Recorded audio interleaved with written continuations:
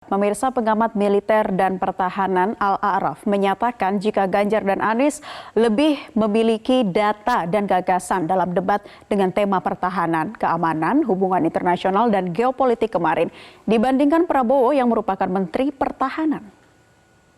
Malam melihat ini yang Menteri Pertahanan siapa, yang bukan Menteri Pertahanan siapa gitu. Karena secara umum saya ingin katakan bahwa Pak Ganjar dan Pak Anies justru menguasai data dan gagasan tentang isu di sektor pertahanan ketimbang Pak Prabowo sendiri yang menjadi Menteri Pertahanan. Jadi kalau saya mau bilang kesimpulan tadi malam, Pak Anies dan Pak Ganjar benar-benar sungguh menyiapkan debat tadi malam dengan data, gagasan, perspektif, dan isu yang clear dalam isu pertahanan keamanan.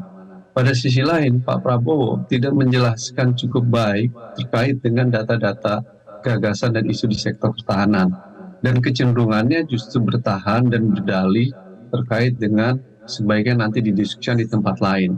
Menurut saya, kita sedang debat kandidat presiden, dimanapun debat kandidat presiden dijelaskan di depan publik, agar masyarakat tahu bagaimana visi, gagasan, ide terkait dengan kepemimpinan dia kalau menjadi presiden.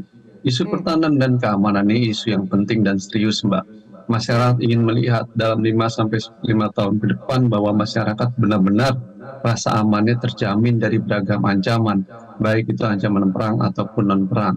Nah, oleh karena itu, kandidat presiden harus bisa menunjukkan data, visi, ide, dan gagasan dalam debat tadi malam, bukan diskusi di tempat lain dan dalam ruang lain. Nah, oleh karena itu, menurut saya itu menunjukkan Pak Prabowo tidak memiliki kekuatan substansi dan data yang baik tadi malam, dengan kata tidak memiliki persiapan dan substansi yang cukup untuk menjelaskan isu tadi malam. Masyarakat membutuhkan keterbukaan sesuai data dan faktanya. Kemudian capaian kekuatan pokok minimum yang hanya 65,49% ini Mas Al dari target 79%, apakah target ini masuk akal?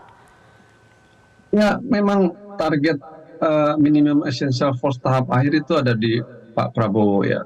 Kan proses MEF itu berlangsung bertahap itu dari 2010 dan 2015 lanjut ke 2020 lalu kemudian 2024 ini. Nah, ini tahap akhir yang berharap agar mencapai 100%. Tapi Pak Prabowo sebagai Menteri Pertahanan mencapai 64%. Saya sangat terkesan ya dengan pertanyaan Pak Ganjar terkait dengan hal ini yang kemudian Pak Prabowo tidak bisa menjawab tentang data-data itu.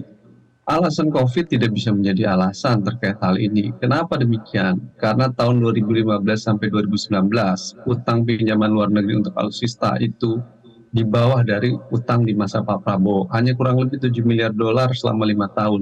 Tapi di masa Pak Prabowo 2021 aja 9 miliar US dollar kalau tidak salah, meski dilakukan secara bertahap. Jelajahi cara baru mendapatkan informasi. Download Metro TV Extend sekarang.